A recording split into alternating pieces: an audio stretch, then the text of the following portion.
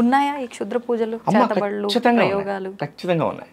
లేవని ఎందుకు అనుకుంటున్నావు? ఇవి మంచిగా ఉపయోగించవచ్చు, చెడుగా ఉపయోగించవచ్చా? క్షుద్ర ప్రయోగం అంటేనే, క్షుద్రం అంటేనే చెడు. దాన్ని చెడుగానే ఉపయోగిస్తారు. వీటిలో బోల్డ్ అనుభవాలు ఉన్నాయి మాకు. ఒకటి ఏదైనా మాకు ఇప్పుడు జస్ట్ ఒక 4 నెలలు అవుతుంది, 4 నెలలే అవుతుంది మనకి తెలంగాణ బోర్డర్లోనే జగ్గేపేట దగ్గర ఒక కుటుంబానికి వాళ్ళు బాగా ఆస్తిపరులు, అన్నీ పోయినాయి, లారీలు పొలాలు అన్నీ పోయాయి. మంచి ఇల్లు కట్టుకున్నారు ఒక చోట. వీళ్ళు 4 ఉంటారు. ఈ గదిలో కూర్చున్నప్పుడు ఆ గదిలోంచి ఎవరో పిలిచినట్టు అనిపిస్తుంది, ఆ గదిలో పిలిచినప్పుడు ఈ గదిలోంచి ఎవరో పిలిచినట్టు అనిపిస్తుంది, పడుకుంటే ముఖంలో ముఖం పెట్టి చూసినట్టు అనిపిస్తుంది. ఇవన్నీ చెప్పటానికి కొంచెం విచిత్రంగా ఉంటాయి కానమ్మా, ఆ బాధ అనుభవించే వాళ్ళకి నరకంగా ఉంటుంది. ఆ బాధ అనుభవించే వాళ్ళకి నరకంగా ఉంటుంది, నరకప్రాయంగా ఉంటుంది. భోజనం వండుకుంటారు, చప్పగా అయిపోతుంది. నైటు ఎవరో తలుపు కొట్టినట్టు ఉంటుంది, బయటకు చూస్తే ఎవరు ఉండరు. వాళ్ళు అటు తిరిగి ఇటు తిరిగి అటు తిరిగి ఇటు తిరిగి ఎప్పటికో మా బోటుల దగ్గరకు వస్తారు. అందుకంటే కాషాయం కట్టుకున్న వాళ్ళందరూ కూడాను స్వచ్ఛమైన గురువులు కాదు కమ్మా, మనం అది కూడా చెప్పాలి. ఓకేనా? కనుక ఈ ఆటుపోట్లు తిని తిని ఉన్న డబ్బులన్నీ పోగొట్టుకొని ఆ ఐశ్వర్యం ఆరోగ్యం రెండూ పోగొట్టుకున్న తర్వాతే మాలాంటి వాళ్ళ దగ్గరికి వస్తారు. దాన్ని చండక్రియ అంటారు, చండా ప్రయోగం, చండ ప్రయోగం అంటారు. అంటే ప్రయోగాల్లో ఇది ఒక ప్రయోగం పేరా ఏంటి అసలు? ప్రేతోన్మాదం, భూతోన్మాదం, రక్తబేతాళం, చండ ప్రయోగం, ఇట్లా 108 రకాల ప్రయోగాలు ఉంటాయి. వాక్ స్తంభన, బుద్ధి స్తంభన, క్రియాస్తంభన, కట్టేయటం. ఇప్పుడు రక్తబేతాళం చేస్తే వాడి రక్తం తగ్గిపోతూ ఉంటుంది. ఏ హాస్పిటల్కి వెళ్ళినా టెస్టులు ఏమీ రాదు, కానీ రక్తం ఉండదు, పాలిపోతూ ఉంటారు. క్షుద్ర ప్రయోగం వల్ల జరిగే ముఖ్యమైన విషయం ఏంటంటమ్మా, ఐశ్వర్యం ఆరోగ్యం రెండు దెబ్బతింటాయి. ఎందుకంటే ముందు ఆరోగ్యం దెబ్బతింటుంది. దీనికోసం మనం యాక్చువల్గా హాస్పిటల్కి వెళ్తాం కమ్మా, హాస్పిటల్ చుట్టూ తిరుగుతాం. ఏ హాస్పిటల్కి వెళ్ళినా 3 రోజులు మాత్రమే బాగుంటుంది, 4వ రోజు మళ్ళీ మరొక వస్తుంది. డాక్టర్ గారు బాగా చూడలేదు అనుకుంటారు, కానీ ఇక్కడ ఇంకేదో ఉందనుకోరుగా. డాక్టర్ గారు ఎందుకు బాగా చూడరమ్మా? అందులో ఇవాళ రేపు అన్ని మూఢనమ్మకాలు అనే భావనలో ఉన్నారు కాబట్టి వెళ్ళిపోతారు. కానీ మూఢనమ్మకం కాదమ్మా, ఖచ్చితమైన నమ్మకం. కర్ణాటకలో ఇప్పుడు కూడా చేతబడుల మీద కేసులు కట్టే సెక్షన్లు ఉన్నాయి, మనం నిరూపించుకోవచ్చు. కానీ మన దగ్గర ఆ సెక్షన్ లేవు. అవి వస్తే బాగుంటుంది ఇప్పుడు కూడా. ఎందుకంటే ఇప్పుడు కూడా మనం చాలా చోట చూస్తుంటాం, మీరు చూడండి, మనుషులు బొమ్మలేసి ముగ్గులేసి వేస్తూ ఉంటారు, నిమ్మకాయలు పెడుతుంటారు. అలానే ఉంటున్నాయా విధానాలన్నీ ఈ చేతబడులకు సంబంధించినవి? కొన్ని అలా ఉంటాయి. శ్మశానంలో ఇంత బూడితో చేయొచ్చు. ఓకేనా? ఇప్పుడు శ్మశాన కాళి త్రైలింగ స్వామి వారు చేశారు. మరి ఆయన గారు మహా గొప్ప యోగి అయ్యారు, 300 సంవత్సరాలు బతికారు కాశీలో జల సమాధి అయ్యారు. కానీ సమాధి కాల, వెళ్తూ మాయమైపోయాడు పెట్టిలో. అందరు చూస్తుండగానే అవి శాసనాలు ఉన్నాయి, బ్రిటిషర్లు రికార్డ్ చేశారు. వాళ్ళు మళ్ళీ రావాలనుకుంటే వస్తారు. మేము కాశీ వెళ్ళినప్పుడు వారి క్షేత్రానికి ఆశ్రమానికి వెళ్ళలేకపోయాం. అప్పుడు బాగా వర్షాలు, ఎటు వెళ్ళలేని పరిస్థితి, అది దర్శనం చేసుకోలేకపోయాం. కాశీలో కూడా మేము చాలా చోట్ల మేము ధ్యానం చేసుకోవడం జరిగింది. ఈ క్షుద్ర ప్రయోగాలు అనేవి ఉన్నాయి నాన్న. ఇప్పుడు సీరియల్లో మీరు అన్నట్టుగా సీరియల్లో చూపించినట్టు వాళ్ళ వస్త్రాలు, వాళ్ళ గోర్లు, వాళ్ళకి సంబంధించిన ఏదో ఒకటి తీసుకొని దాని ద్వారా చేస్తారని చెప్పి అంటుంటారు కదా, అలానే ఉంటుందండి? అంటే ఒక మనిషికి ప్రయోగం చేయాలనుకున్నప్పుడు ఖచ్చితంగా ఆ మనిషికి సంబంధించిన ఏదో వస్తువుని సేకరిస్తారు. కనీసం అరికాల కింద మట్టినైనా వాడు నడిచి వెళ్ళిన తర్వాత ఆ మట్టినైనా సేకరించే ప్రయత్నం చేస్తారు. ఇవేమీ స్వీకరించకుండా కూడా ప్రయోగం చేయగల సమర్థులు ఉన్నారు, దుర్మార్గులు ఉన్నారు. ఇవి సేకరించి చేసేవాళ్ళు కూడా ఉన్నారు. కానీ ఖచ్చితంగా వస్త్రం అనే మన వస్తువు ఏదైనా కావచ్చు, మీరు అన్నట్టు గోర్లు కావచ్చు, జుట్టు కావచ్చు, ఏదైనా కావచ్చు, వారికి లభిస్తే 100కి 100 పాలు సక్సెస్ఫుల్గా చేయగలుగుతారు. కనుక కొంచెం మనం ఇవి ఉన్నాయి నాన్న, ఖచ్చితంగా క్షుద్ర ప్రయోగాలు ఉన్నాయి, 100కి 100% ఉన్నాయి. మీరు నమ్మినా నమ్మకపోయినా ఇది వాస్తవం. ఇప్పుడు ఎవరిపైనో ప్రయోగం జరిగింది అంటే వాళ్ళు నానా రకాలుగా ఇబ్బంది పడతారు, ఆఖరికి ప్రాణాలు కూడా కోల్పోతారు. చేసిన వాళ్ళకి ఏంటి ఉపయోగం అసలు దీనివల్ల? మానసిక ఉన్మాదులు అమ్మ వాళ్ళు. ఒక పిచ్చి కుక్క ఉన్నది, అది రోడ్డును పరిగెడుతూ మనిషిని కరుస్తుంది, గేదెను కరుస్తుంది, ఆ లైన్లో వెళ్తుంటే మేకను కరుస్తుంది, తన జాతిదైనా సరే కుక్కను కూడా కరుస్తుంది. ఎందువల్ల అది? అప్పుడు వరకు మన ఇంట్లో పెంచుకున్న కుక్కే అది, మనం భోజనం పెట్టాం, దానికి ఉన్మాదం వచ్చింది, పిచ్చని ఉన్మాదం. ఈ క్షుద్ర పూజను శుద్ర ఉపాసన చేసే వాళ్ళకు కూడాను వాళ్ళు ఉన్మాదులమ్మ. ఒక ఉన్మాదం వస్తుంది. ఎదుటవాడిని బాధ పెట్టి ఆహా మనం ఇది చేసాం, వాడు ఇబ్బంది పడుతున్నాడు కానీ పైశాచిక ఆనందం పొందుతారు. కానీ వాళ్ళ వంశం నాశనం అవుతుందమ్మా. క్షుద్ర ప్రయోగాలు చేసిన వాళ్ళ వంశం నాశనం అవుతుంది. మొన్న విధురేంద్ర శేఖర్ భారతీ స్వామి వారు సెలవిచ్చారు దీనిపైన. ఖచ్చితంగా చాలా ప్రమాదం. కాకపోతే ఏమిటంటే వాళ్ళు చేసే ప్రయోగాలకి కొత్తగా దాన్ని ఎలా మనం రెమెడీ చేయాలనేది మేము మళ్ళీ తయారు కావాల్సి వస్తుంది. అంత ఇబ్బందికరమైన కొన్ని ప్రయోగాలు వస్తున్నాయి. ఇప్పుడు ఇలాంటి ప్రయోగాలు చేసిన వారు దాని నుంచి బయటపడి పూర్తి నార్మల్ గా ఉండే ఆ జీవితాన్ని మళ్ళీ గడపొచ్చు అంటారా? కొన్ని వందల మందికి చేసాము ఈ 15 సంవత్సరాలు. మీరు ఎప్పుడైనా మన కుటీరానికి వస్తే చాలా మందిని చూసుకోవచ్చు. కొన్ని వందల, మొన్న చెప్పాను కదా జగ్గేపేట దగ్గరని, వాళ్ళు నిన్న కూడా మన ఆశ్రమానికి వచ్చి వెళ్ళారు. ఏమో ప్రశాంతంగా ఉన్నారు. ఖచ్చితంగా ఉంటుంది. మనకి ఈ చండా ప్రయోగం అంటే అమ్మ పంది రక్తంతో చేస్తారు. తీసుకొచ్చి పంది రక్తం చల్లుతారు. అర్థమైందా? ఇవి ప్రయోగం ఏంటో కూడా తెలుసుకోవాలి. డాక్టర్ అనేవాడు వైద్యం చేయాలంటే రోగం పలానని తెలుసుకుంటేనే వైద్యం చేయగలుగుతాడు. ఈ ప్రయోగం ఏంటో కూడా తెలుసుకోకుండా గుడ్డిగా వీటి మీద వ్యతిరేకంగా చేసి బాగు చేద్దామనే ప్రయత్నంలో చిన్న చిత్తుగా వాళ్ళు చాలా మంది ప్రాణాలు కోల్పోయే వాళ్ళు కూడా ఉంటారు.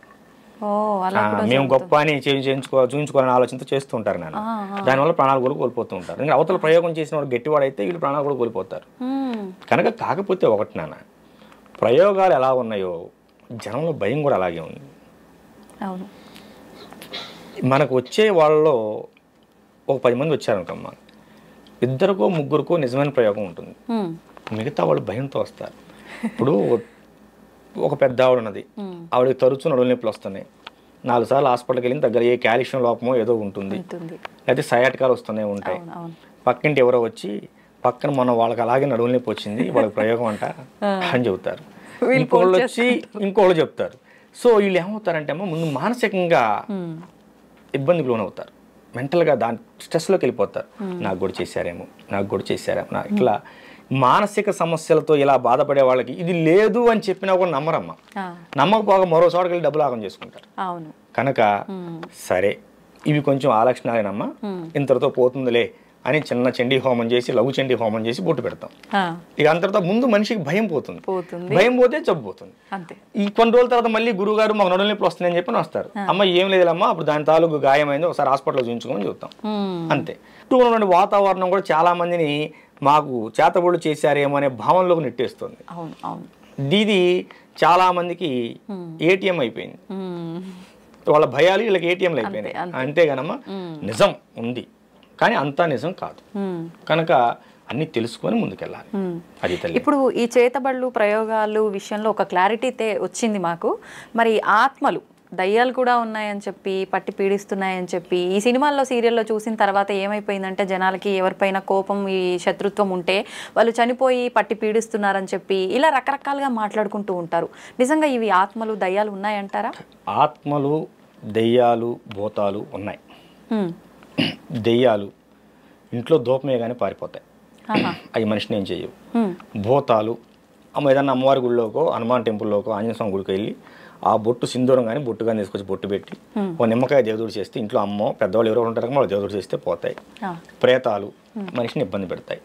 ఇప్పుడు ఈ ఆత్మలు దయ్యాలు ప్రేతాలు డిఫరెన్స్ ఏంటండి? ప్రేతాలు అనేవి అన్ఎక్స్పెక్టెడ్గా మరణం పోలేనటువంటి ఆత్మలు, ఇంకా బతకాల్సిన సమయం ఉండి ఓకేనా ఏదైనా బలమైన కారణం వల్ల చనిపోతారు. వీళ్ళకి బ్రతకాలని మనసులో లాగుతుంటుంది కానీ ఆ కారణం వీళ్ళని చంపేస్తుంది. సో ఆ బలమైన కారణం వల్ల వీళ్ళు బలవంతంగా మరణం పొందేటప్పుడు వీళ్ళు భయపడతారు. అయ్యో దానివల్ల నేను చచ్చిపోవాల్సి వస్తుంది, నాకు ఇంకా నాకు బ్రతకాలం అనే భావన ఉంటుంది కానీ చనిపోతారు. ఈ భావనలో ఏం చేస్తారంటే ఈ ఆత్మ అనేది బయటికి పోకుండా మరొక జీవి మీద చేరి ఇది బ్రతకాలనుకుంటుంది. ఇది బ్రతకాలనే క్రమంలో ఏం చేస్తారంటే దాంట్లో ఉన్న ఆత్మ లాగేసి నేను జరబడాలనే భావనకు వెళ్తుంది. ఆత్మ అనేది పోతే ఆ శరీరం కూడా పడిపోతుంది కదా. కానీ ఆ విషయం ఈ ఆత్మకు తెలియదు కదా, ఈ ప్రేతాత్మకి. దీనివల్ల ఏమవుతుందంటే ముఖం పాలిపోవటం, పిచ్చి పిచ్చి కలర్ రావటం, ఎప్పుడు ఒళ్ళు నొప్పులు చేయటం ఇత్యాది లక్షణాలు ఉంటాయి. ఊరుకోని జ్వరాలు రావటం ఇలాంటి లక్షణాలు ఉంటాయి. కానీ దాన్ని చాలా గట్టిగా పూజ చేయాలి, అంతేలిగ్గా పోవు. ఇది హనుమాన్ తంత్రం కానీ కాళీ తంత్రం కానీ పూజ చేయాలి. ఈ కాళీ తంత్రం అనేది కాళీ ఉపాసకుల దగ్గరికి వెళ్తే ఇలాంటివి చాలా సింపుల్గా వెళ్ళిపోతాయి. కాళీ తంత్రం అనేది చాలా గట్టిది కనుక ఉన్న దశమహావిద్యల్లో అతి గొప్ప విద్య, మొదటి విద్య కాళీ తంత్రం. ఈ కాళీలో కూడా రకాలు ఉంటాయి. దక్షిణ కాళీ, భద్రకాళి, శ్మశాన కాళీ, చండీ కాళీ, ఇలా రకాలు ఉంటాయి. 8 రకాలు ఉంటాయి. వీటిలో దక్షిణ కాళీ చేసిన వారు రామకృష్ణ పరమహంస. రామకృష్ణ పరమహంస దక్షిణకాళి దర్శనం పొందారు. శ్మశాన కాళి చేసిన వారు త్రైలింగ స్వామివారు. త్రైలింగ స్వామివారి తల్లి చనిపోయిన తర్వాత ఆయన శ్మశానంలో ఖననం చేసిన తర్వాత తల్లిని ఎక్కడైతే ఖననం చేశారో అక్కడే 10 సంవత్సరాల పాటు ఉండి సాధన చేశాడు. 10 సంవత్సరాల అక్కడ నుంచి మన రాజమండ్రి అయినా మా ఆయన గారిది. అక్కడ నుంచి ఇక ఒక్కొక్క ప్రాంతం వెళ్తూ గురువు ద్వారా వెళ్ళిపోతూ కాశీలో స్థిరపడిపోయారు. 150 సంవత్సరాలు కాశీలో ఉన్నారు. 300 సంవత్సరాలు బ్రతికారని బ్రిటిష్ వారు గెజిటెడ్ నోట్ చేశారు. కాళీ సాధకులు. కాళీ అనేది చాలా శక్తివంతమైన సాధన. కాదు అమ్మవారు రూపం చూడడానికి భయంగా ఉంటుంది. కనిపిస్తారా సాధన చేసే వాళ్ళకి అమ్మవారు దర్శనం అవుతారా? వినిపిస్తారు కూడా. వినిపిస్తారు. ఇలాంటి ప్రశ్నలు అడుగుతారని ఇలాంటి వాటికి రాను నేను. ఎందుకంటే ఇది చాలా నిగూఢమైన అంశం. శాస్త్రం ఏం చెప్పిందంటే అమ్మ, సృష్టికారమైనటువంటి సంసారం, భార్యాభర్తల సంసారం 4 గోళ్ల మధ్య ఎంత గుట్టుగా సాగాలో అంతకి 100 రెట్లు గుట్టుగా ఒక సాధకుడి యొక్క సాధన సాగాలి అని చెప్పారు. ఇప్పుడు ఏం చేశారు, చిన్న పెద్ద అనే తేడా లేకుండా అందరు దాన్ని బయట వేసే ప్రయత్నం చేస్తున్నారు. ఇది చేయండి వశీకరణ అయిపోతారు, లవంగాలు కట్టుకోండి డబ్బులు వస్తాయి, అందరు లవంగాలు కట్టుకుంటాంగా. అవునమ్మా, మీరు కూడా ఎన్ని చేయటం ఎందుకు? స్టూడియోలో కాసిన లవంగాలు 4 కుప్పలు పోసుకుని అందరికి వస్తాయిగా. అది కాదు నాన్న, సాధన ఖచ్చితంగా సాధన చేయాలి. దాన్ని ఖచ్చితంగా గురువు పర్యవేక్షణలో చేయాలి. ఎందుకు గురువు పర్యవేక్షణలో చేయాలంటే, ఇప్పుడు ఎంబీబీఎస్ అయిన డాక్టర్ను కూడా మరో డాక్టర్ దగ్గర ట్రైనింగ్ పంపిస్తారు. ఎందుకని? నువ్వు పుస్తకాల్లో చదివింది వేరు, వాస్తవంలో చేసేది వేరు. ఎక్కడైనా సరే అమ్మా, గురువు ఏది చెప్పాడో అది చేయాలి. ఈ విషయం జాగ్రత్తగా వినండి. గురువు ఏది చెప్పాడో అది చేయాలి సాధకుడు, శిష్యుడు అనేవాడు. ఇప్పుడు కానీ ఒక్క విషయం నాన్న, కానీ గురువు ఏం చేస్తున్నాడో నువ్వు అది చేయకూడదు. గురువు ఏది చెప్పాడో అది చేయాలరా తల్లి, కానీ గురువు ఏం చేస్తున్నాడో అది చేయకూడదు. గురువు అన్ని సాధనలు చేసి పూర్తి చేసిన తర్వాత ఆయన ఏదైనా చేయగలడు. గురువు గారు చేశారని నేను చేస్తాను చేయకూడదు. గురువు ఏం చెప్పాడో అది చేయాలి. నా గురువు నాకు సగం వరకు నన్ను యోగి పూర్ణచంద్ర మహారాజు గారు నడిపించి లింగైక అమ్మవారి లలితాదేవిలో ఐక్యమైపోయారు. 2 సంవత్సరాలు బాధపడ్డాను. నాకెట్లా ఏంటిది ఏంటిది ఏంటిది అమ్మవారిని విపరీతమైన సాధన చేశాను, కాళీ సాధన. మరి నా గురువు నాకు నేర్పేళ్ళాడు కదా, అన్ని అసంపూర్ణంగా ఉండిపోయాయి. నా జీవితం ఎట్లా, నా జీవితం ఏంటంటే ఒక చోట వేద సదస్సు జరుగుతుంది. వేద సదస్సుకు నన్ను కూడా ఆహ్వానించారు. హిమాలయ బాబా ఆయన గారు కూడా హిమాలయాల నుంచి వచ్చారు. అక్కడ సిద్ధయోగి గారు వచ్చారు. సిద్ధయోగి గారు వచ్చినప్పుడు అక్కడ నేను స్పీచ్ ఇచ్చాను. ఇట్లాగే స్పీచ్ ఇచ్చి పక్కన కూర్చుంటే, నువ్వు బాధపడకు, గురువు లేడని నువ్వు బాధపడకు, రా అని చెప్పి నన్ను చేయబట్టి గదిలో తీసుకెళ్ళి, మా బాబు కూడా ఉన్నాడు అక్కడ, లోపల తీసుకెళ్ళి భోజనం పెట్టారు. మొట్టమొదటిసారి నాకు భోజనం పెట్టి, గురువు గారు నన్ను శిష్యుడిగా అంగీకరిస్తారా అని అడిగాను. చూద్దాం, అలా అడగకూడదు అన్నారు. తర్వాత ఎన్నో పరీక్షలకు నెగ్గి, ఆ పరీక్షల్లో నెగ్గిన తర్వాత ఈ కాళీ సాధనని గురువు గారు నాతో పూర్తి చేయించారు. ఎటువంటి పరీక్షలు మేము తెలుసుకోవచ్చా? అవి చెప్పిన అర్థమయ్యాయి కావు. ఇంకనా ఒక గురువు శిష్యుడికి ఏ విధంగా పరీక్షలు పెడతారనేది ఆ క్షణంలో ఆ టైంలో ఏదైనా పెట్టవచ్చు. అంతే. దారిని వెళ్తూ మనం వదిలిపెట్టి వెళ్ళిపోవచ్చు. గురువు వచ్చిన దాకా నిలబడాలి మనం. లేదా గురువు గారు నేను పలానా ఉన్నారు రమ్మంటే అప్పుడు వెళ్ళాలి. ఇలాంటివి చాలా ఉంటాయి. అన్ని సాధన కూడా చాలా కఠినంగా ఉంటుంది. ఖాళీ సాధన అంటే శ్మశానాల్లో చేస్తారు, రోడ్లెంబడి చేస్తారు, బట్టలు లేకుండా చేస్తారు. ఇలాంటివన్నీ ఉన్మాద ప్రవృత్తులు. నేను నాకు దేవస్థానంలో చేశాను. మన అఖిలాండేశ్వర అమ్మవారి దేవస్థానం. మా గురుదేవులు యోగి పూర్ణచంద్ర మహారాజు గారు వారి స్వహస్తాలతో శుద్ధమైన తాంత్రిక విధానంలో, వేదోక్తంగా కాదమ్మ, శుద్ధమైన తాంత్రిక విధానంలో అమ్మవారిని సర్వజ్ఞ పీఠం, నాకు పీఠాన్ని ప్రకటించి నన్ను పీఠాధిపతిగా ప్రకటించి 2016 అక్టోబర్ 2వ తేదీన దసరా నవరాత్రుల మహోత్సవాల్లో తెల్లవారుజామున బ్రహ్మముహూర్తంలో ప్రతిష్ఠించారు. నేను నా గుడిలోనే నేను ఖాళీ సాధన మొత్తం పూర్తి చేశాను. ఎన్ని సంవత్సరాలు పట్టింది మీకు సాధన కంప్లీట్ అవ్వడానికి? 2007 22. మరి నాకు సిద్ధయోగులు గారు వచ్చిన తర్వాత కదా పూర్తి అయిపోయింది. 2007 నుంచి మొదలు పెడితేను 2022కి పూర్తయింది. లెక్కేసుకోండి, 13 సంవత్సరాలు పట్టింది. 15 సంవత్సరాలు పట్టింది. ఇప్పుడు ఎలా ఉన్నారు సాధకులు? ఇవాళ మంత్రం ఇచ్చారు గురువు గారు, మనకి ఎప్పుడు ఫలితం వస్తుంది? మనం నెల చేసామే, లేదు నాన్న, నెల 2 నెలలు. అసలు మనకు ఒక దేవతా మంత్రం మనకు అర్థం కావాలంటే అమ్మ, నువ్వు ఆగకుండా రోజుకు 3 గంటల చొప్పున 180 రోజులు సాధన చేయాలి, జపం చేయాలి. అప్పుడు నీకు ఆసనం అంటే ఎలా కూర్చోవాలో అర్థమవుతుంది. అర్థమైందా? కూర్చునే విధానం కూడా ముఖ్యమా? చాలా ముఖ్యం నాన్న. అంటే అది కంప్లీట్ మీరు ఉపాసన పరులుగా ఉన్న వాళ్ళక, మాలాంటి సామాన్యులకు కూడానా? ఎవరైనా ఒక మంత్ర సాధన చేయాలంటే ఆసన శుద్ధి కావాలి, ఆత్మశుద్ధి కావాలి, శరీర శుద్ధి కావాలి. ఉమ్. గురువు శరీర శుద్ధి చేసి నీకు మంత్రాన్ని ఇస్తాడు. ఆ. ఈ మంత్ర సాధనలో ఇన్నాళ్ళు దీన్ని చెయ్యి అంటాడు. ఉమ్. చేయాలి. చేస్తే అప్పుడు మనం ఆత్మశుద్ధి శరీర శుద్ధి సాధించుకున్నాం అనే విషయం మనకు ఎలా తెలుస్తుందంటే అక్కడి నుంచి ఇంకో మెట్టు ఎక్కిస్తారు ఉమ్. గురువు సాధనలో. లేదు నానా ఉమ్. మా గురుదేవులు నన్ను బంగారం అంటాడు. లేదు బంగారం ఇంకా చేయాలి అంటే చేయటమే. అంటే మనం ఎక్కడో పొరపాటు చేసాము. వారాహి సాధన 40 రోజులు ఇచ్చారు దీక్ష నాకు. 6 నెలలు చేయించారు. ఇంకా అవ్వలేదు దీక్షలో. వారాహి దీక్షలోనే ఉన్నాను నేను. అవునా? రేపు పౌర్ణానికి అవుతుంది. ఓకే. పౌర్ణానికి పూర్ణం అవుతుంది నాన్న అన్నారు నిన్నే గురుదేవులు. ఆహా. 40 రోజులు దీక్ష మండల దీక్ష కాలమని వారాహి దీక్ష ఇచ్చి 6 నెలలు చేయించారు. ఎందుకని? మీరు లోపం చేస్తున్నారా లేదంటే ఏంటి? ఎందుకని అనే ప్రశ్న గురువును అడగకూడదు. అడిగిన రోజు నువ్వు శిష్యుడిగా పనికిరావు. ఒకవేళ మీకేమైనా అర్థమైందా ఎందుకు ఇలా జరుగుతోంది అని గురువు గారిని ప్రశ్నించకపోయినా? అంటే వారాహి దీక్ష అనేది శక్తి దీక్ష. అంటే మన బాడీ గార్డ్. నాకు భవిష్యత్తులో ఆమె అవసరం ఎక్కువగా ఉన్నదేమో. ఇప్పుడు ఈ ఆధ్యాత్మిక ప్రపంచంలో లౌకిక ప్రపంచంలో శత్రువులు కనిపిస్తారు నాన్న, ఆధ్యాత్మిక ప్రపంచంలో శత్రువులు కనిపించరు. కనుక ఆధ్యాత్మిక ప్రపంచంలో నాకు భవిష్యత్తులో ఏమైనా శత్రు బాధలు ఉంటాయేమో శత్రువు వలన, కనుక అది నా వరకు చేరకూడదంటే ఏమని చేయవలసి ఉంటుందేమో. నాకు అసలు ఆలోచన కూడా లేదు. గురువుగారి వారాహి నవరాత్రులప్పుడు గురువుగారి ఫోన్ చేశారు, నాన్న నీ వారాహి దీక్ష ఇస్తున్నా మొదలుపెట్టాం. 41 రోజులు అయిపోయింది గురుదేవా అని ఫోన్ చేశాను. మెసేజ్ పెట్టమే, వాళ్ళు స్పందిస్తే మనం తిరిగి ఫోన్ చేయాలి, అంతేగాని ఫోన్ చేయకూడదు. మెసేజ్ పెట్టాము, అందులోంచి మెసేజ్ నాకు ఫార్వర్డ్ అయింది, నాన్న నీ దీక్షను 6 నెలలు పొడిగించాను చేసుకో. మరి అంత కఠినంగా ఉంటుంది వారాహి దీక్ష అనేది. మరి 6 నెలల నుంచి చేస్తున్నాడు చిన్న విషయం. దీక్షలు అనేవి గురుముఖంగానే తీసుకోవాలి, గురువు ఆధ్వర్యంలోనే చేయాలి, గురువు ఆధ్వర్యంలోనే దాన్ని ముగించాలి దీక్ష. అప్పుడు నువ్వు సాధకుడిగా శక్తిపరుడు అవుతావు.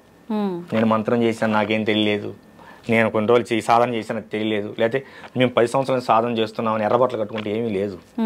ఏమా ఇప్పుడు కెమెరాలో చిప్పు లేకుండా ఎంతసేపు వీడియో తీస్తే ఉంది అంతే. ఇప్పుడు కొంతమంది ఒక 6 నెలలకు సంవత్సరానికి ఫేడ్ అవుట్ అయిపోతూ ఉంటారు. ఎందుకని? ఏదో కాస్త కూర్చి చేసినటువంటి శక్తి సాధనా ఫలం అని నీ చుట్టూ కొంత ఆరా ఉంటుంది. ఈ లౌకిక ప్రపంచంలో కొన్ని రోజులు నువ్వు మెరుస్తావు. తర్వాత ఒక గురువు అనేవాడు నాన్న నిత్య సాధకుడై ఉండాలి, నిత్యం సాధన చేస్తూనే ఉండాలి. దీపం అనేది వెలుగుతూ ఉంటేనే మరొక దీపాన్ని వెలిగించగలదు, చీకట్లో నీకు దారి చూపించగలదు. గురువు అనేవాడు నిత్యం వెలుగుతూనే ఉండాలి, అంటే నిత్యం సాధన చేస్తూనే ఉండాలి. ఇది మా గురుదేవులు మాకు చెప్పినటువంటి మాట. మా పూర్ణచంద్ర మహారాజు గురుదేవులు కానీ సిద్ధయోగులు వారు కూడా చెప్పినటువంటి మాట. పూర్ణచంద్ర మహారాజు గారి యొక్క సాధనలో ఉన్నప్పుడు కొంచెం ఉద్వేగంగా ఉండేవాడిని, ఆవేశపూరితంగా ఉండేవాడిని. సిద్ధయోగి గారి శిష్యరేఖంలోకి వచ్చిన తర్వాత శిష్యుడుగా నన్ను అంగీకరించిన తర్వాత, నేనంటంగా శిష్యుడికి వారు అంగీకరించిన తర్వాత, మొట్టమొదటిసారి ఒక గురువుగా వారిని దర్శించుకున్న తర్వాత నాలో వచ్చిన మార్పు, నా యొక్క ఆవేశం అనేది కానరాకుండా పోయింది. గురువు గారు కూడా అలానే ఉంటారు కదా శాంతంగా? అంటే మీ విషయంలో కూడా అలానే ఉంటారా? మా అందరితో అలా ఉంటారా? లేదమ్మా, చాలా కఠినంగా ఉంటారు శిష్యుల విషయంలో. ఏది చెప్పారో అది చేయాలి అంతే. అలా ఇప్పుడు తండ్రి ఎందుకు కోప్పడతాడు? బిడ్డ బాగుండాలనే కదా. కానీ చాలా ప్రేమగా ఉంటారు. సాధన విషయంలో అసలు చాలా కఠినంగా ఉంటారు. కొంచెం దీనికి చెప్పాను కదా చేయి ఇంకా అడగకూడదు. మొన్న నాతో చెప్పారు, ఇలా మీ పేరు చెప్పి నా శిష్యుడే అమ్మా, ఇలా మీరు అందరితో ఇలానే ఉంటారా? నాన్న తల్లి బంగారం అని పిలుస్తుంటారు నన్ను కూడా. నేను మీరు ఇంతే ప్రేమగా ఉంటారా మామూలుగా శిష్యుల విషయంలో కూడా? అలా ఉంటే వినరు కదా, మీ శిష్యులు ఎలా ఉంటారని నేను అడిగాను అనమాట. లేదు నాన్న, సందర్భం వచ్చినప్పుడు మాత్రం ఎంత దండించాలో అంత దండిస్తాను, నేను దండిస్తున్నా అనేది కూడా వాళ్ళకు అర్థం అవ్వకుండానే నేను ఒక మాటలోనే అర్థమయ్యేటట్టుగా తెలియజేస్తాను అని చెప్పి నేను అనుకున్న ఆ రోజు ఈ క్వశ్చన్ మిమ్మల్ని ఖచ్చితంగా అడగాలని మాటల్లో మీరే ఆ మాట తీసుకొచ్చేస్తారు. దండిస్తారు. ఒక కార్యక్రమానికి వెళ్ళాం, ఈ హైదరాబాద్ దగ్గరికి వరంగల్ దగ్గరికి వచ్చాం. గురువు గారు ఉదయం టిఫిన్ చేయరు, అల్పాహారం స్వీకరించరు. అక్కడ కార్యక్రమం జరుగుతుంది, ఒక హోమం జరుగుతుంది, ఒక 15 రోజుల క్రితం. అందులో నాతో ఒక హోమం చేయించాలని చెప్పి ముందుగానే ఇంటిమేషన్ ఇచ్చారు. నేను ఖాళీ చదువుకుని కదా, ఖాళీ హోమం నాతో చేయించాలి నాన్న, నువ్వే వచ్చి హోమం చేయాలన్నారు. చేశాను, వెళ్ళాను, అందరం వెళ్ళాం. అక్కడ నా శిష్యుడు ఉన్నాడు ఆ ప్రాంతంలో. నేను అలాగని నా శిష్యుడు నన్ను ఎత్తుకుంటూ వచ్చాడు. వచ్చినారు నా కోసం శిష్యుడు ఏం చేశాడు, ఉదయాన్నే అల్పాహారం తీసుకొచ్చాడు. ఇక్కడ ఈ గురువుగారు ఏం చేశారు, గురువుగారు నా కోసం టిఫిన్ చేయించారు. ఆ రోజు ఎప్పుడు లేని ఆ రోజు ఆశ్రమంలో టిఫిన్ చేయించారు భక్తులందరికీ. నా శిష్యుడు వచ్చాడు, వాడు ఉదయాన్నే టిఫిన్ చేయండి, నాకు టిఫిన్ చేయడం అలవాటు, నన్ను ఉదయాన్నే అల్పాహారం తీసుకోవడం అలవాటు, వాడి కోసం టిఫిన్ చేయండి అని చెప్పారు. ఆ విషయం నా దాకా రాలేదు. నా శిష్యుడు తీసుకొచ్చిన టిఫిన్ నేను చేశాను. ఏం జరిగింది అప్పుడు? ఏదైనా జరగండొచ్చు. ఏదో పెద్దగా జరుగుంటది. బయటికి వెళ్ళిపో అన్నారు. పాదాల మీద పడ్డాను. తర్వాత చెప్పారు మీకోసమే చేయించారు అల్పాహారం, మీరు చేయలేదు అని. భోజనానికి వంట అయ్యేంత వరకు ఉండి ముందుగా నేనే భోజనం చేసి బయటికి వెళ్ళాను. అక్కడ బ్యాలెన్స్ తగ్గించాను. ఎందుకంటేనమ్మా గురువులు ఏదైనా, గురువు అంటే తల్లి తండ్రి ఇద్దరు ఉంటారమ్మా. గురువులో తల్లి ఉంటుంది, తండ్రి ఉంటాడు. ప్రేమ ఉంటుంది, మనకి కోపం కాదు, అది క్రమశిక్షణ ఉంటుంది. అంతే, ఒక మంచి మార్గంలో తీసుకెళ్ళడానికి. ఇప్పుడు నా గురువేగా నన్ను ఇక్కడ కూర్చోబెట్టింది. అవును, అవునా? ఇప్పుడు నా మీద ఎంత నమ్మకం ఇక్కడ కూర్చోబెట్టగలిగారు, నేను ఆ నమ్మకం నిలబెట్టుకోవాలి కదా. అందుకని గురువుని ఎప్పుడూ కూడా అనుసరించండి, అనుకరించొద్దు.